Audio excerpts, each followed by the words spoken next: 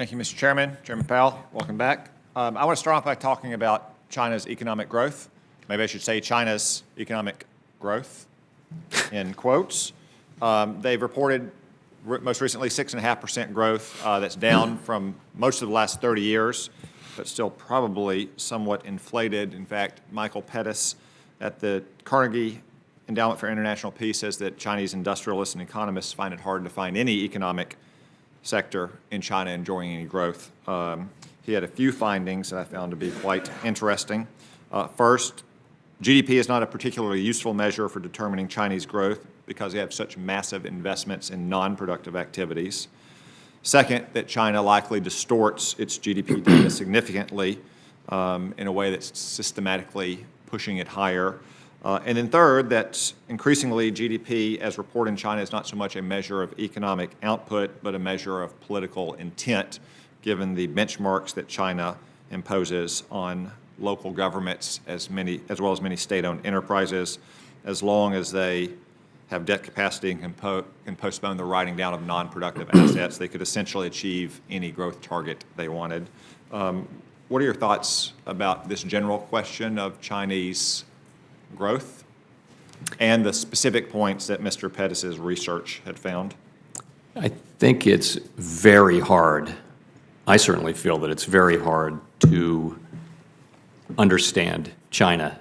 You can read all you want, you can visit it all the time, but nonetheless, it's still very hard, I think, for me anyway, to really feel like you understand the way the economy works, the way the society works. So I think that I think you have to, as a general matter, just accept that it's really hard to know.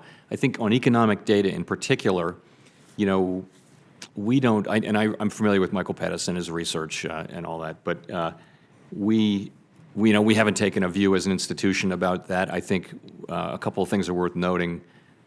One is that, it may be that there's more information in the change than there is in the level, if you know what I mean. Another is that we've noticed here in the last few years that the volatility of their economic reports has declined substantially, which just kind of suggests a little bit more management. Nonetheless, we don't really know. The truth is we don't really know. We have to take the data, and we do take it with a bit of grain of salt. You spend at the Federal Reserve, and you're many capable economists there, a lot of time looking at a lot of underlying indicators and statistics, try to assess the direction of our economy.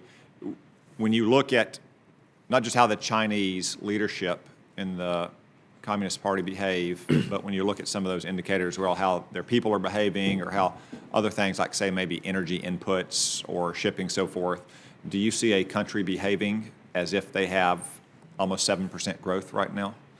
It's hard to say. I would say that one thing that's notable is that they have not responded with massive stimulus to this current situation. They've had, obviously, over a longer period of time, growth has been slowing from 3 decades of 10% as an economy matures, and I think they're trying to manage that decline. They did put an awful lot of stimulus to work after the financial crisis, and that supported their growth. I think they have been much more cautious and careful. They have a deleveraging campaign, as I'm sure you know, that's been going on now for 1 or 2 years, and they haven't really backed away from that. And that's part of, by the way, I think that is part of the global slowdown, actually, is trying to at least stop debt from growing inside China, where they have unusually high debt as a society for any emerging market nation. So I would say that they're behaving relatively thoughtfully and responsibly in response, they appear to be, in response to this current slowdown. All right, thank you. My time has expired.